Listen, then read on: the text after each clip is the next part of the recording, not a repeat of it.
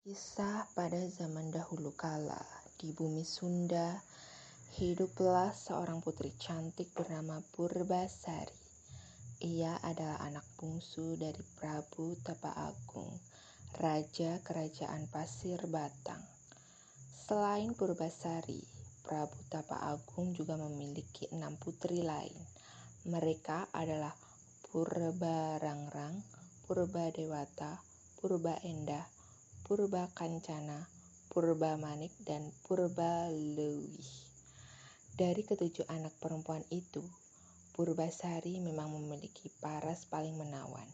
Dia bahkan dikaruniai hati yang baik, lembut, ramah, serta suka menolong.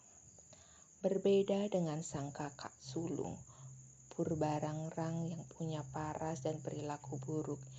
Ia sangat kasar, sombong, dan selalu iri hati kepada orang lain. Setelah menjabat sebagai raja dalam waktu lama, Prabu Tapa Agung memilih untuk turun tahta. Sang raja tersebut pun memilih Purbasari untuk melanjutkan kepemimpinannya. Hal ini tentunya sudah dipikirkan secara matang oleh Prabu Tapa Agung. Menurutnya, Purbasari merupakan sosok yang paling pantas menggantikan dirinya. Putri bungsunya tersebut memiliki sifat baik, bijaksana, dan jujur sehingga pantas dijadikan penerusnya. Sangat berbanding terbalik dengan Purbarangrang, sang anak sulungnya, yang tidak ia percaya akan bisa memimpin kerajaan dengan sifat buruknya. Di hadapan para petinggi kerajaan dan 6 putri lainnya, Prabu Tapa Agung pun menyerahkan tahta pada Purbasari. Setelah itu, ia pun keluar dari istana dan mulai hidup baru sebagai pertapa. Tidak bisa mendapat tahta kerajaan Pasir Batang, Purbarangrang pun murka.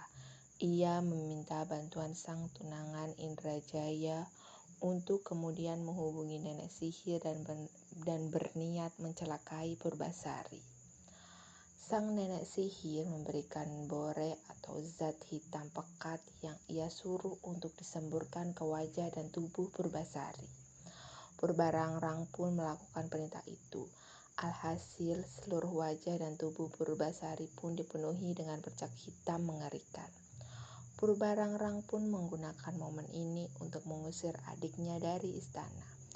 Orang ini dikutuk, tidak pantas menjadi ratu kerajaan Pasir Batang. Ia harus diasingkan ke hutan agar penyakitnya tidak menular, kata Purbarangrang. Ucapan Purbarangrang pun terwujud. Ia merebut tahta Purbasari dan adik bungsunya itu diasingkan ke hutan, diantar oleh pamannya yang bernama Patih Uwak Batara Lengser. Purbasari pun akhirnya ditinggal sendiri di hutan belantara. Purbasari pun hidup sendiri tengah hutan. Namun karena kebahagiaan hati dan untuk menghibur diri, ia selalu bermain dengan hewan-hewan di sekitarnya. Sejak itu, ia juga berteman dengan hewan-hewan di sana. Mereka saling membantu untuk bertahan. Suatu hari, ketika Purbasari sedang bermain dengan hewan-hewan, tiba-tiba saja ia bertemu dengan seekor lutung atau kera berwarna hitam, berekor panjang. Purbasari sangat takut kepadanya.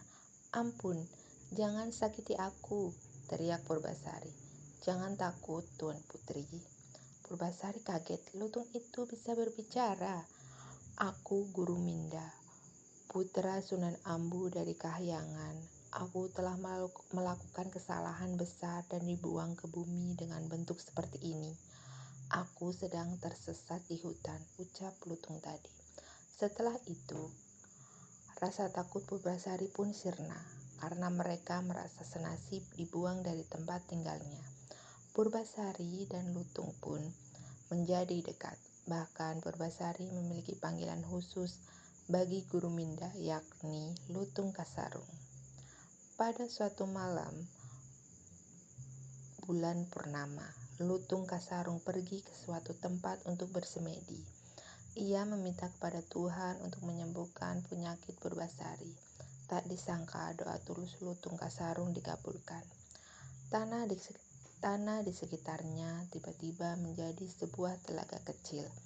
Airnya jernih dan harum, serta mengandung obat kulit yang ampuh menyembuhkan penyakit apapun. Paginya, atas ajakan Lutung Kasarung, Purbasari melihat telaga tersebut. Ia pun menceburkan diri ke dalam telaga itu. Secara ajaib, kulitnya kembali bersih, halus, dan menawan seperti semula. Wah, terima kasih Lutung, kau telah menyembuhkan aku, ungkap Purbasari senang. Sejak itu, Purbasari pun menjadi betah tinggal di hutan bersama Lutung Kasarung. Mereka pun menyukai satu sama lain dan bahagia di sana. Suatu ketika, Patih Uwak Batara Lengser datang ke hutan untuk melihat keadaan Purbasari.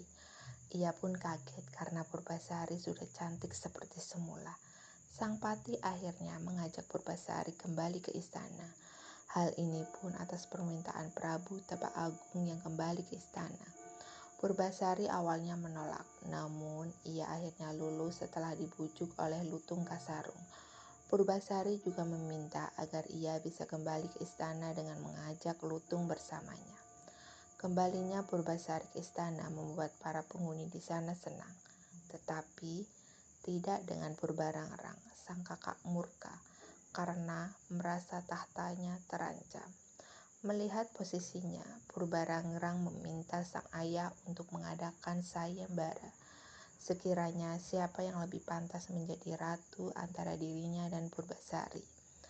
Lantaran kebaikan hatinya, sang Prabu Tapa Agung pun menyetujui. Sayembara pun dimulai, disaksikan oleh seluruh rakyat Pasir Batang. Sayembara terdiri dari lomba masak. Lomba ini dimenangkan Purbasari dengan pertolongan Lutung Kasarung. Perlombaan kedua adalah adu panjang rambut. Purbasari juga menang atas pertolongan Lutung Kasarung. Hal ini pun membuat Purbarangrang geram dan meminta Prabu Tapa Agung untuk mengadakan sayembara tambahan, yakni lomba adu ketampanan calon semua suami atau tunangan calon ratu. Kalau Purbasari menang dalam lomba ini, maka aku akan menyerahkan tahtaku, janji Purbarangrang. Purbarangrang pun menunjukkan ketampanan tunangannya, Indrajaya. Ia sangat percaya diri bahwa di lomba kali ini dia akan menjadi pemenangnya. Purbasari juga tak mau kalah. Ia menunjukkan calon tunangannya yang tak lain adalah Lutung Kasarung. Namun hal itu malah membuat Purbarangrang dan tunangannya terbahak-bahak. Lutung hitam itu adalah tunanganmu. Hahaha. Mendengar Purbasari direndahkan dan diejek, Lutung Kasarung pun marah. Ia tiba-tiba saja berdoa dan menunjukkan kekuatannya. Ia memohon kepada Tuhan agar wujudnya dikembalikan ke sosok semula, yakni sebagai seorang pemuda bernama Guru Minda yang tampan dan gagah. Doa itu pun dikabulkan. Lutung Kasarung akhirnya berubah menjadi Guru Minda kembali. Semua yang ada di sana terpesona akan ketampanan Guru Minda. Akhirnya sayembara berakhir dan Purbasari kembali menjadi ratu kerajaan.